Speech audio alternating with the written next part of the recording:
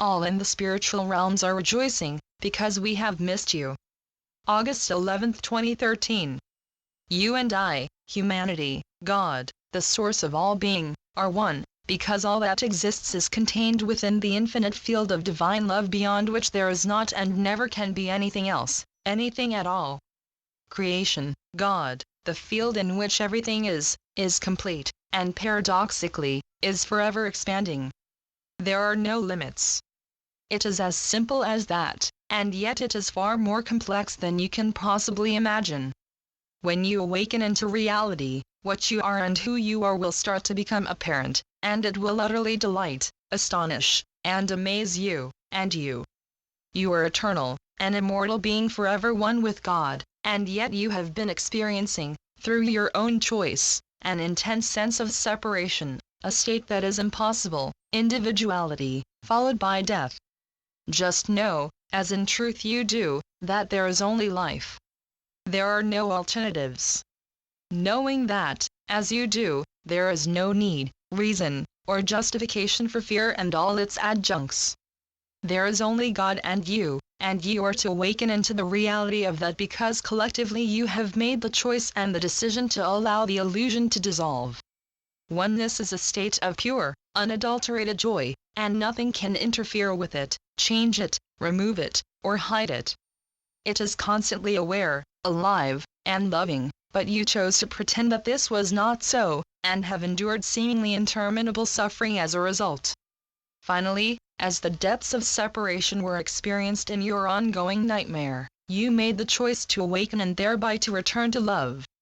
That decision was made the instant you chose to imagine separation, but in that instant the whole history of the illusion was contained.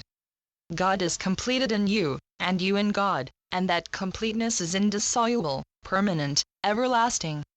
It is the only state, or condition, although you have for a short while, an extremely short while, refused to acknowledge it by hunkering down into an imaginary environment that you constructed within a very small section of your collective mind, and then lowering the curtain behind you, closing out the light of God's love, reality. Without His love, which is impossible, all would be extremely dark, and that is what you chose to experience. Now you are preparing to raise the curtain and let in the light of His eternal love for you, and all in the spiritual realms are rejoicing, because we have missed you. You and you, us and you are confusing terms for very confusing situation. We are all eternally present to one another. Many faces, many minds, and yet only one mind, the mind of God. All these terms of separation, pronouns, I, he, she, we, you, they, in uppercase and lowercase, are confusions of the illusion, and in reality are absolutely meaningless. And yet we, all the infinite aspects of God, our source, do play and interact within the one. It is a state of infinite joy to which you are returning after what seems to you like an extremely long sojourn overseas, or in a totally different universe. It has been but momentary, because our Father would not allow His beloved to suffer, but your experience of it, by your own choice, has seemed interminable.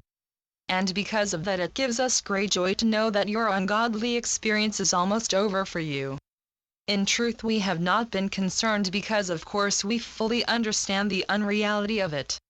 Nevertheless it has grieved us to see you apparently suffering severely and grimly, even though, and also because, it has been by your own choice. As the moment for your awakening approaches our joy intensifies. With so very much love, Saul. Channeled by John Smallman. johnsmallman.wordpress.com